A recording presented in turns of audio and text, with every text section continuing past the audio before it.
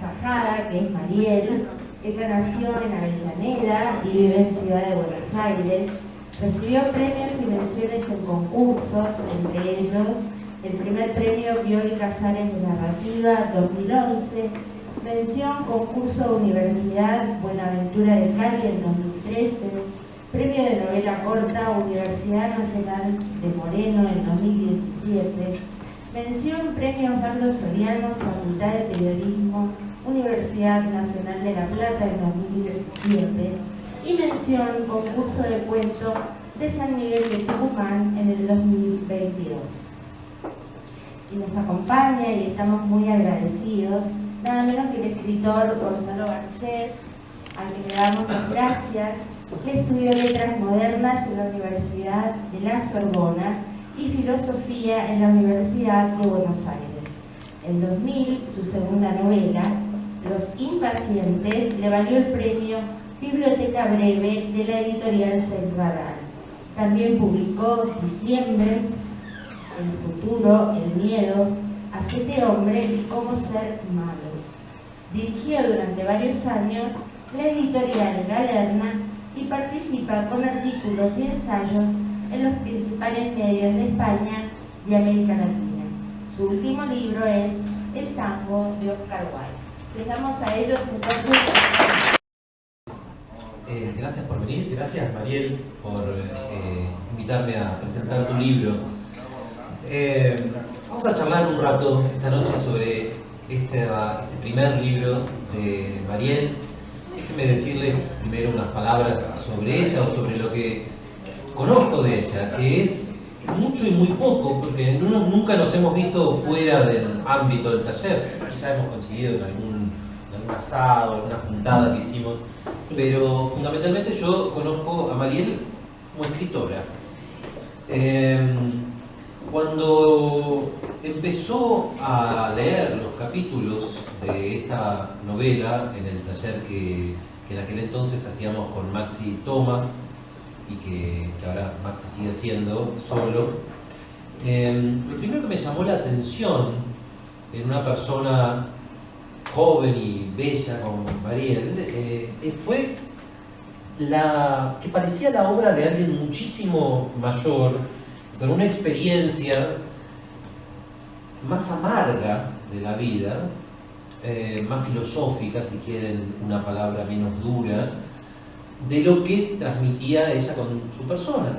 Y lo primero que me llamó la atención es que parecía hablar de algo así como un mundo que se va hundiendo. Y este mundo es un mundo de personajes que vivieron ciertas cosas y que están al final de un ciclo. Personajes como el inolvidable Osiris, para mí el gran protagonista de esta novela, este hombre enigmático, peligroso, duro, sensual, hombre de negocios, que ha sido, vamos a decir, amado y temido cuando empieza la novela y que ya está un poco de vuelta. O como Magalí, la mujer fatal.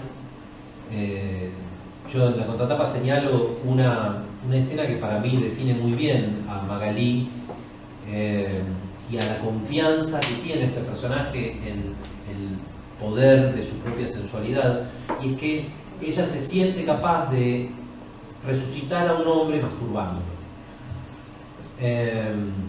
Eso es confianza. O Diego, que es un personaje entrañable, eterno enamorado y loser, o nuestro encantador artista de variedades, que es el último que habla en la novela, Andy Cassini. Y lo voy nombrando así porque esta es una novela escrita en la tradición de grandes autores como William Faulkner o como Virginia Woolf, desde diferentes puntos de vista. Sucesivamente, Osiris, Diego, Magalí, Andy narran esta historia a su manera, con su propia voz. Vieron que muchas veces se habla de novela coral a mí nunca me convence esa etiqueta, porque un coro es una situación en la cual varias personas, muchas o pocas, cantan al mismo tiempo, y del conjunto de esas voces surge un hecho artístico. En cambio, con una novela como esta, no hay realmente un coro, porque naturalmente la forma literaria exige lo sucesivo. Leemos una historia y después otra historia y después otra historia. Es más bien como una serie de desmentidas o de enmiendas, donde cada personaje va contando una parte diferente de la historia, que coincide en muchos aspectos con el punto de vista de los otros, pero no del todo. Y eso le da algo de esa vibración que se ve a veces en las rutas en verano, de lejos, cuando el calor hace vibrar el aire sobre el asfalto y hay algo iridiscente. Y así es esta historia, que es de un modo, pero también puede ser de otro. Como les decía, la impresión que tuve fue un gran homenaje lleno de ternura, lleno de nostalgia y también con algo muy duro, muy realista, a un conglomerado humano, un grupo de gente que va llegando al fin de su recorrido, de su vida. Y una cosa que me llamó la atención en Osiris particularmente, es que, esto se lo dije a Mariel muchas veces en el taller, yo le decía, este hombre parece tan lleno de sí mismo. ¿Viene esa gente que a lo mejor uno les puede decir, che, te estás equivocando en esto, o no te parece que podrías haber hecho tal cosa?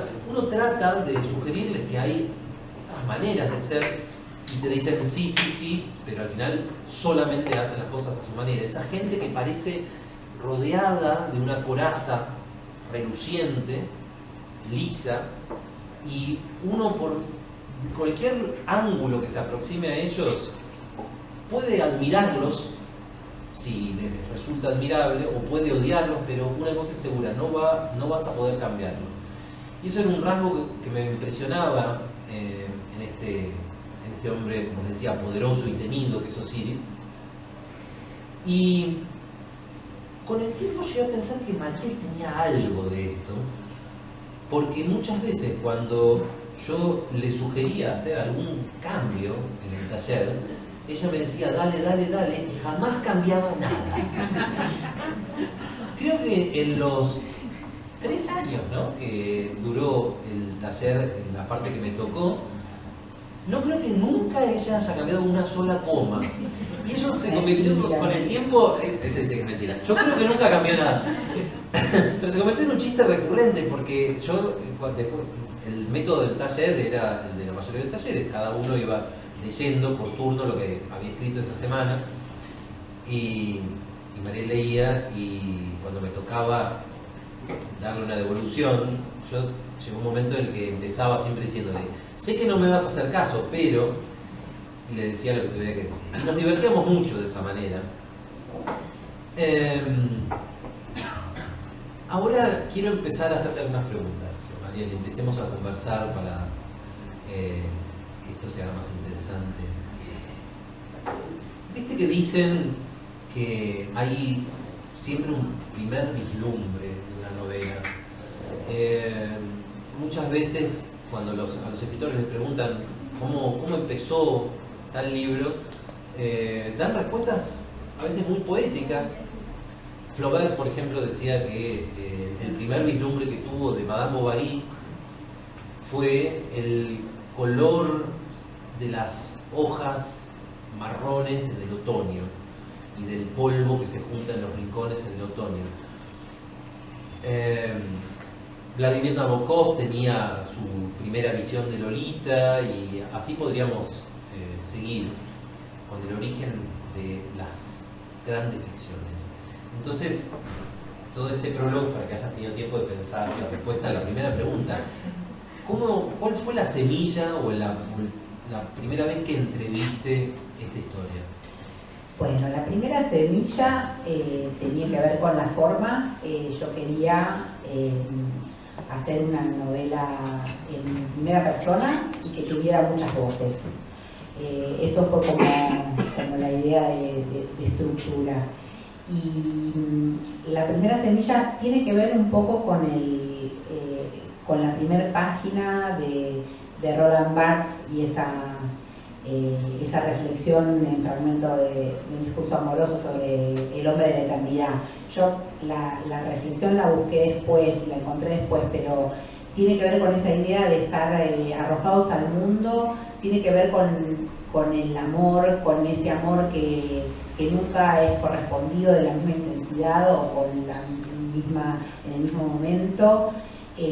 Entonces mi primer vislumbre fue la historia del amor de Diego y de Magalí, que tenía diferentes, diferentes líneas de dirección. Entonces a partir de ahí empezaron a surgir las historias, y también en paralelo fue la historia un poco, porque esta novela tiene ese gusto que yo también tengo por los policiales o los secretos y todo eso, entonces era un poco ese pensamiento de ese secreto que tiene la novela, y que son secretos que realmente uno a veces en la vida ni uno mismo se da cuenta que existen, ¿no? Ese objeto de amor, en este caso que fue para Osiris, el pensar y el idealizar que uno tiene una figura amorosa, que no les voy a spoilear, pero tiene que ver un poco con eso. Esas ideas las fui introduciendo en todo lo que viene con la historia.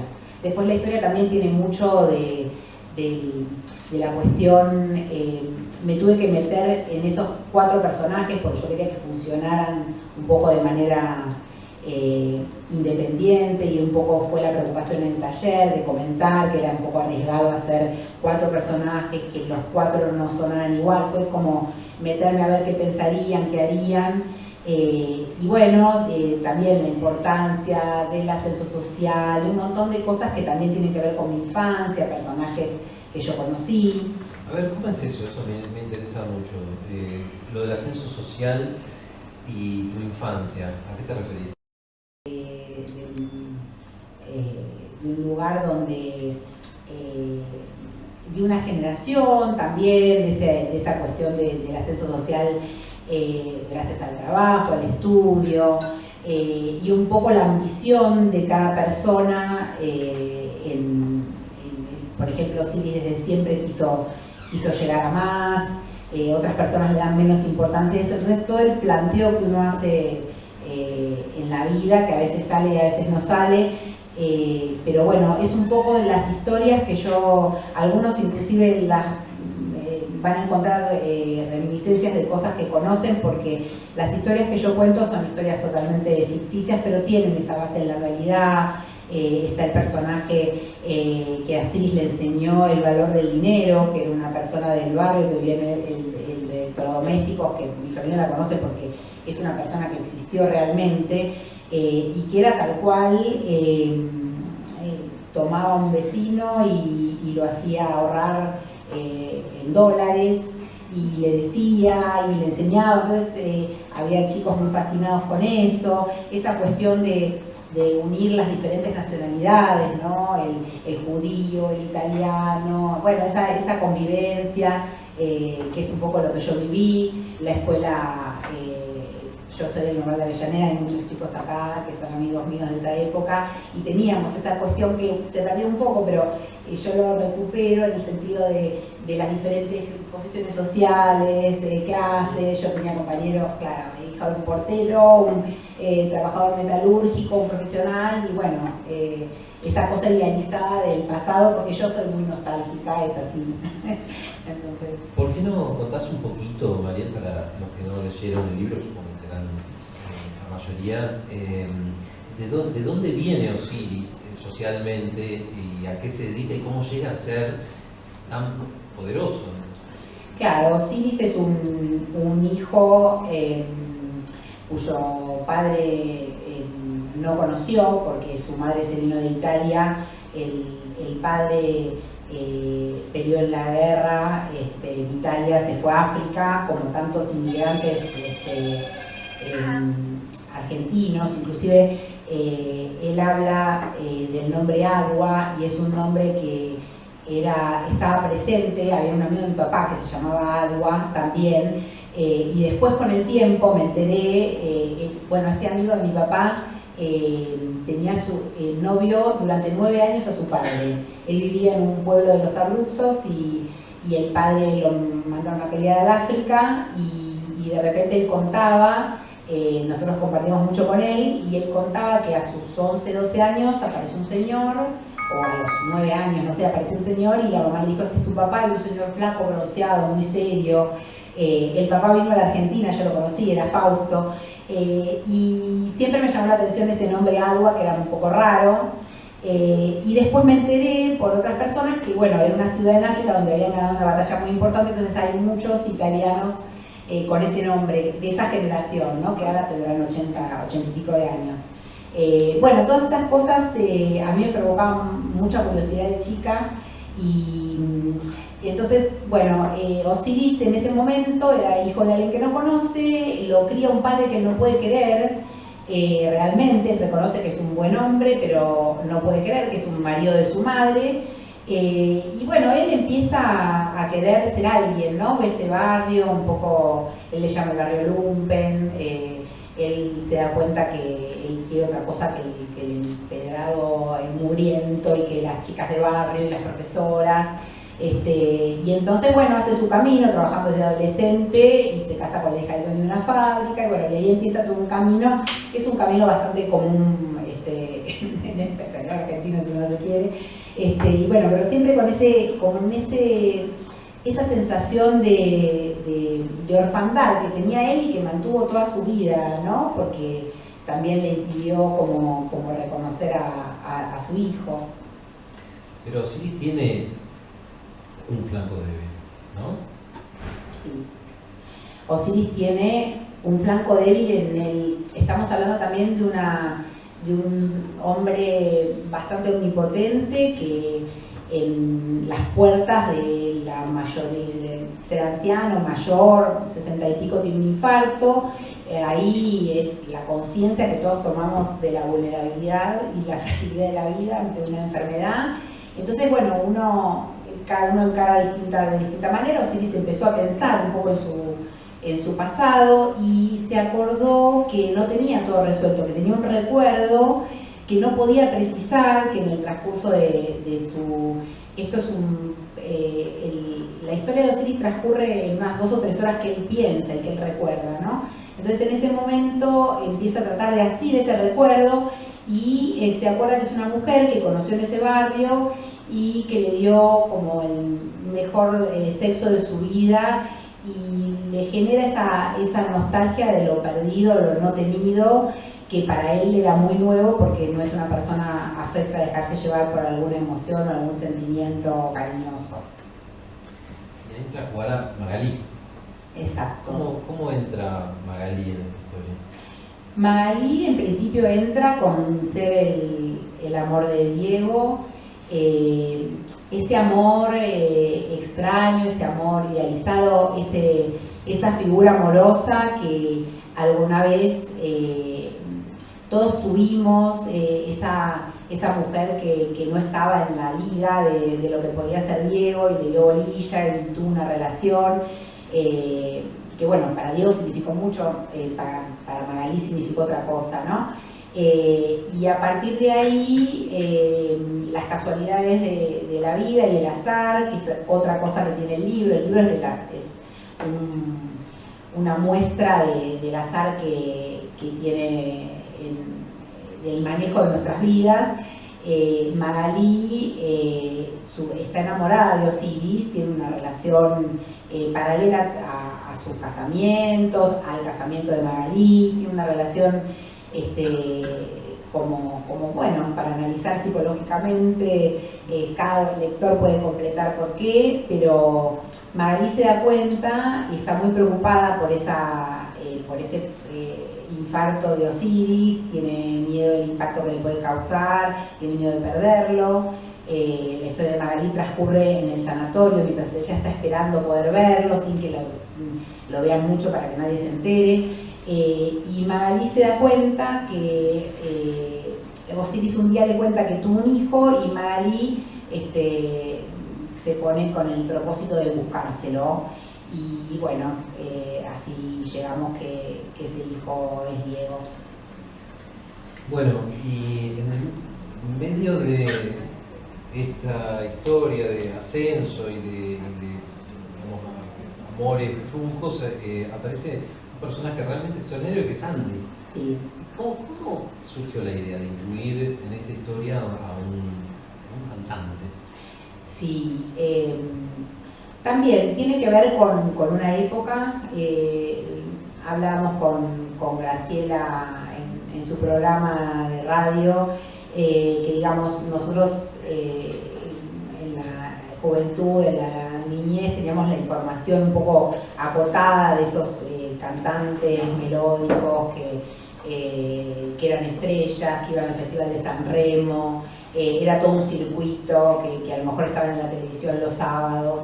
Y además hay varios de los personajes que conocí, esos personajes que tuvieron que negarse a sí mismos en esa época para hacer una carrera, esos personajes que ¿Qué sentido negarse a sí mismos? Perdón. Y negarse, en el sentido de Andy tuvo que negar siempre su homosexualidad para poder fingir que tenía novias. Bueno, son historias bastante comunes en las épocas pasadas, y además también esos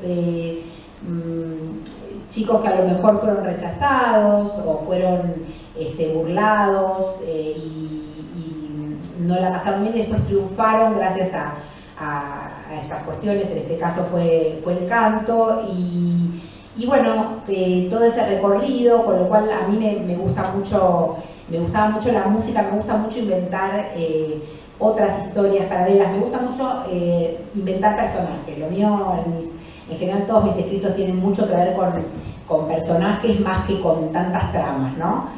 Y entonces, bueno, me gustó buscar las canciones que podía haber compuesto o cantado Andy. Me pasó esto hay una canción que dice que fue el primero que trajo a un bolero para celebrar el Día de los Enamorados. Y bueno, al principio no lo reconocían y de hecho Diego pensaba que era una canción de Navidad, y es porque en realidad nosotros no festejábamos el Día de los Enamorados. El 15 de febrero es una cosa que tiene más que ver con la globalización, entonces él dice que él fue el primero y no lo han reconocido. Las modas cambian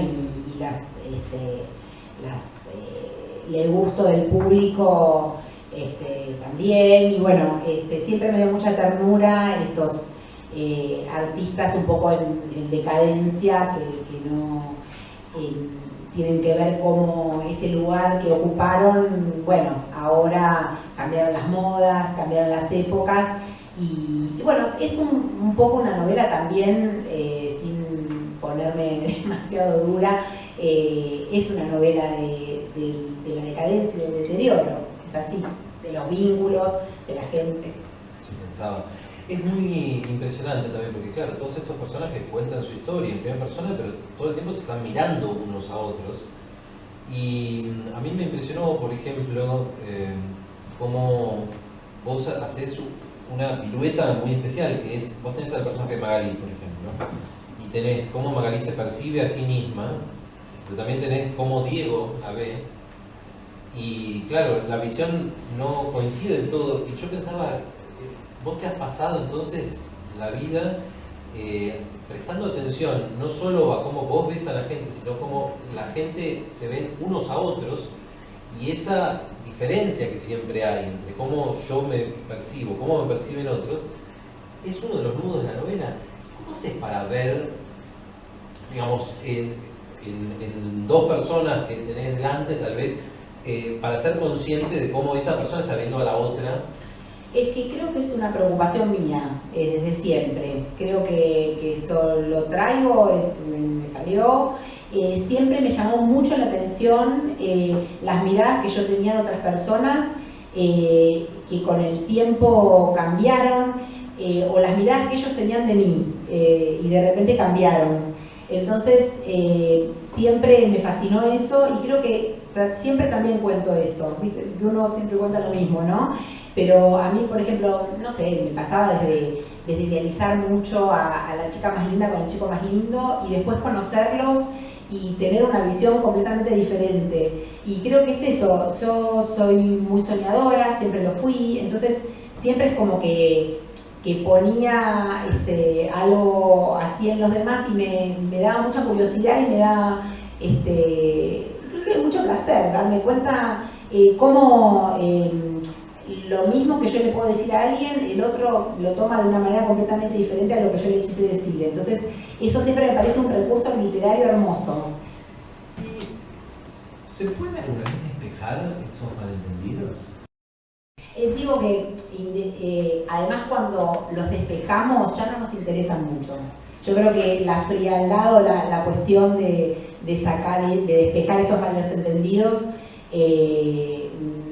son momentos cuando se nos fue la pasión y el interés de eso, ¿no? Porque además todo muestra su fisura, entonces si no es lo que pensábamos, y bueno, ya no es, qué sé yo.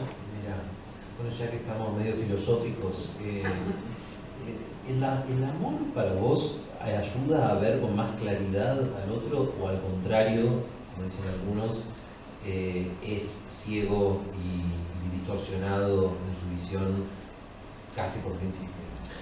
Sí, yo no creo que sea tan ciego o distorsionado, sino que uno conoce esa situación, no sé, estar enamorado de alguien totalmente terrenal, con aspectos desagradables y aún así estar subyugado por eso.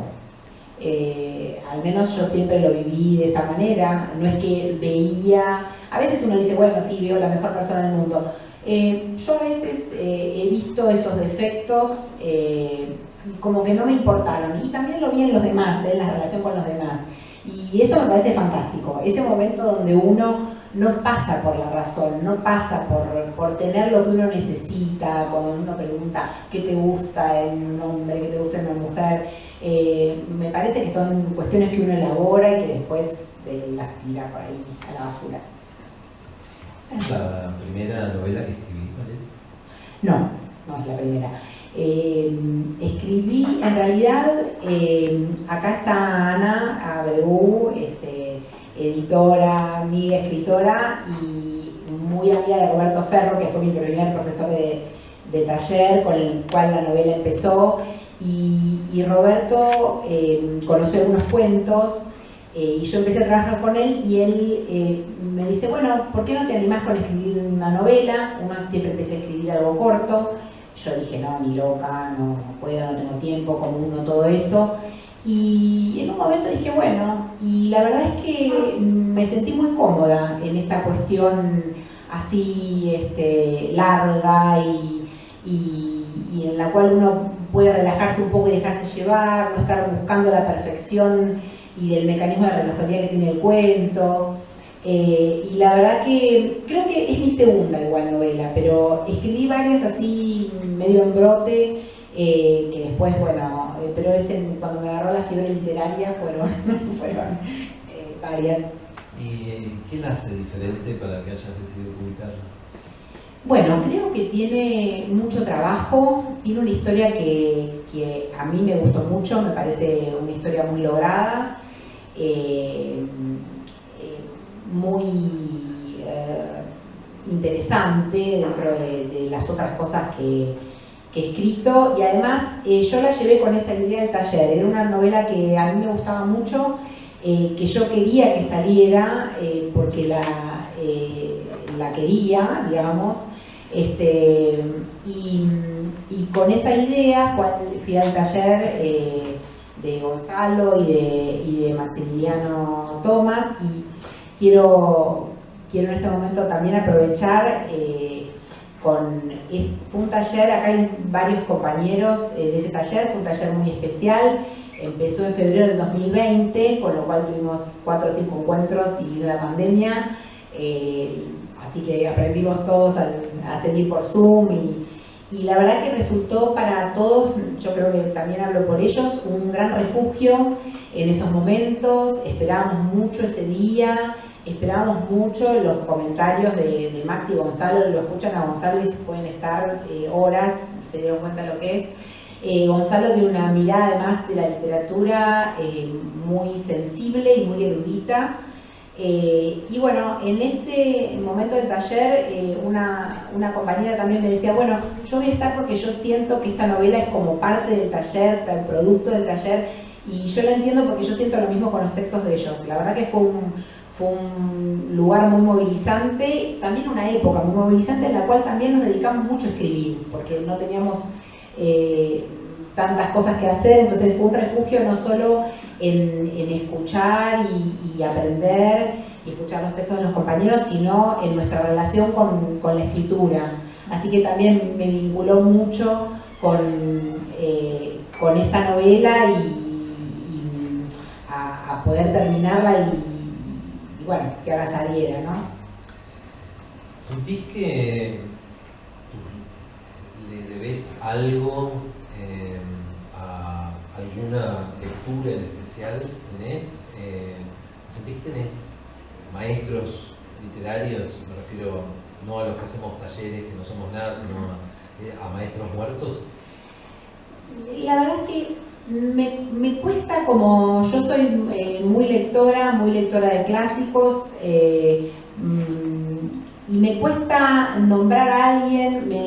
Muchos me hablan, no sé, probablemente de Manuel Puig con algunas cosas, y yo la verdad es que empecé a escribir y después de mucho tiempo leí a Manuel Puig y me encanta.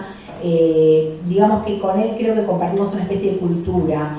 Pero bueno, yo soy hija de la biblioteca que había antes en las casas, con clásicos, entonces siempre leía Borges, tenía la colección esa de la Biblioteca Argentina Breve, con lo cual los cuentos de Abelardo Castillo, Borges y de Casares todos.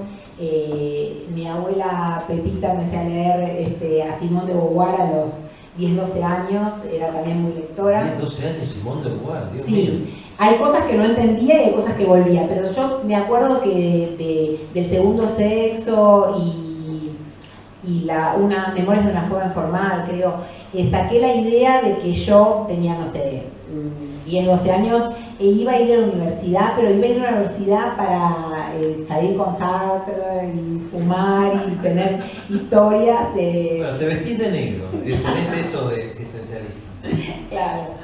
Entonces, quiero decir que a partir de ahí, bueno, Madame Bovary también, después la releí, pero la leí de chica, y siempre básicamente me gustaban esas historias, ¿no? Con las chicas, que algunas de acá están presentes, íbamos a las bibliotecas a sacar libros. Era realmente algo muy hermoso para mí leer, y creo que, bueno, es eso lo que me lleva a escribir, ¿no? Creo que cualquier escritor es primero un lector, ¿no? Y le gusta más leer que escribir, no sé, al menos en mi caso es así. Bueno, te quiero hacer una pregunta más antes de que leas algo, y esta pregunta me gustaría que tuvieras el suero de la verdad, que no me contestes algo educado, sino que trates de contestarme espontáneamente desde el corazón. Es una pregunta que creo que es válida para todos los que escriben y define mucho también qué es lo que uno se propone con la escritura y quién es. Y acá va. Espontáneamente, ¿cuál te gustaría que fuera la reacción de la gente cuando termina de leer este libro? ¿Cómo querés que se sientan? ¿Qué te gustaría que dijeran? No, que les guste, no sé, si no me importa, digamos que los te cuento que querés que les guste, pero sí. ¿te gustaría que estén alegres, tristes, que rían, que lloren? No, alegres en el... a mí algo que me gusta me produce como placer, como algo que conozco, algo que entiendo también. El conocimiento también me produce eso. Genial. Y esa sensación quiero que la sientan cuando lean, ¿no? De terminar una historia y sentirse bien, no quedarse, pero es eso, esa sensación que produce que yo, no sé, aprenda algo y ese clic, ¿no? Que me parece que es indescriptible. El placer de haber entendido algo o haber aprendido algo. Sí. Qué bueno, qué lindo eso, me encanta. ¿Nos vas a leer un pedacito? Bueno, voy a leer. Y ya estamos, ¿no? Bueno, voy a leer un pedacito de Osiris, que es como el rey de los personajes acá. Lucila, el culito duro no te va a durar toda la vida. Ella aprovechaba para subir fotos con el telefonito mientras yo corría. Creía que no me daba cuenta. Después me miró de reojo. Me cayó pésimo esa mirada. Era distinta de cuando controla si necesito llenar la botella de agua o si la toalla quedó colgada en la máquina de aductores y tiene que alcanzármela. A veces le tengo que decir que me aburro y que quiero que modifique la rutina. Le pago muy bien, así que culona debe encargarse de hacer el programa de ejercicios efectivo y entretenido. De lo contrario no va a durar. No soy de los que pierden el tiempo. Por más que en este caso ella tenga 23 años y un cuerpo descomunal.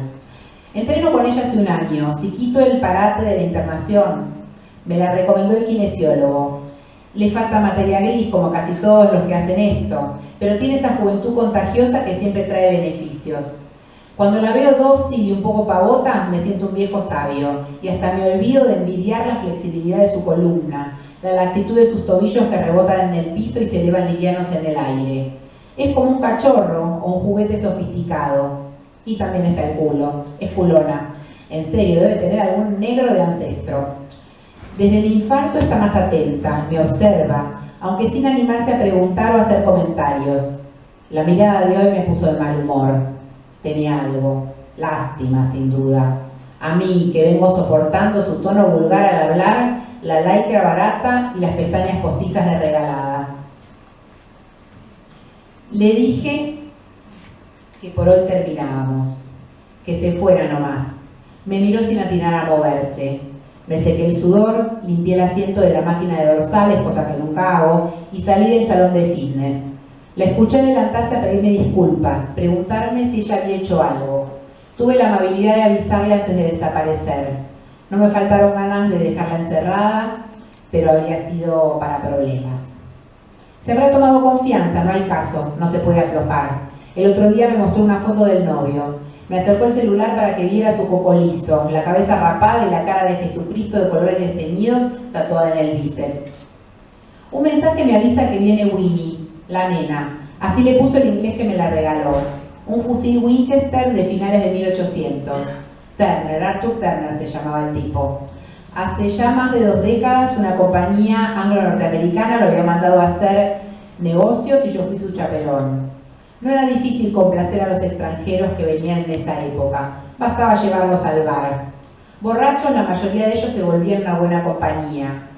Debo decir que nunca perdían la lucidez, siempre sacaban ventaja ante cualquier propuesta de negocios. Con Turner fuimos varias noches a los mejores lugares de tragos y mujeres, pero a él le gustó la empleada de la tabaquería de al lado del hotel. Una chica simple, una negrita. Tuve que exagerar la recompensa para que aceptara. Turner quedó chocho. Ya me había dicho, acercándome los ojos hinchados de una gelatina blanca que los lubricaba, a un sobrio que me haría llegar un regalo. La última noche, durante la cena, me había hablado de su nena. Uno de sus antepasados había estado por acá, peleando para un tal Popper en Tierra del Fuego. La nena se había cargado a varios indios. Turner admiraba a los aventureros. Decía que el mayor riesgo que había corrido en su vida era haberse escapado de un mastín furioso, que lo había perseguido hasta dejarlo sin aire en un campo familiar. M. Feiler, repetía sibilando una carcajada y apurando la copa. Winnie llegó varios meses después en un paquete que mandé retirar del correo de la calle Antártida Argentina. El envío incluía una foto de esas épocas con un indio muerto y 2 gringos con sus fusiles. Atrás había escrito la dedicatoria, algo así como que había cumplido con la promesa del regalo. Hice revisar a la nena por expertos, que me dijeron que no era tan antigua, pero sí se trataba de un Winchester original y funcionaba.